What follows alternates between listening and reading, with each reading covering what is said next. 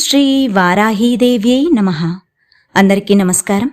ఈరోజు ఈ వీడియోలో మనం చెడునంతా మంచిగా మార్చే శ్రీ ధూమ్ర వారాహి మహామంత్రాన్ని, ఈ మంత్రం యొక్క అర్థాన్ని, ఈ మంత్రాన్ని పఠించడం ద్వారా పొందే ప్రతిఫలాన్ని తెలుసుకుందాం.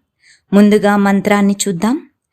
వారాహి ధూమ్రవర్ణాచ భక్షయంతి రిపూన్ సదా పశురూపాన్ మునిసురైర్వందితాం ధూమ్రరూపిణీం ధూమ్రవారాహీదేవ్యై నమః.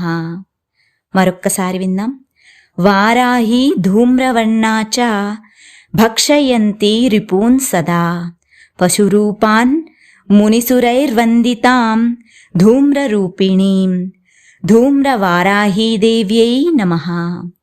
అనగా బూడిద రంగు వర్ణము కలిగిన మాత, ఎల్లప్పుడూ శత్రువులను యుద్ధంలో సంహరించే దేవి, జంతురూపంలో మునులు మరియు దేవతలందరిచే పూజింపబడే దేవి, మరియు పొగ రూపంలో ఉన్న ధూమ్ర వారాహి మాతకు నమస్కరిస్తున్నాను. ఇప్పుడు ఈ మంత్రాన్ని పఠించడం ద్వారా పొందే ప్రతిఫలాన్ని చూద్దాం.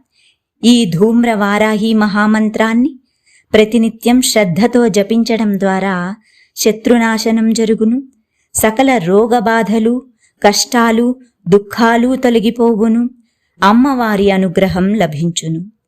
ఓం శ్రీ వారాహీదేవ్యై నమః.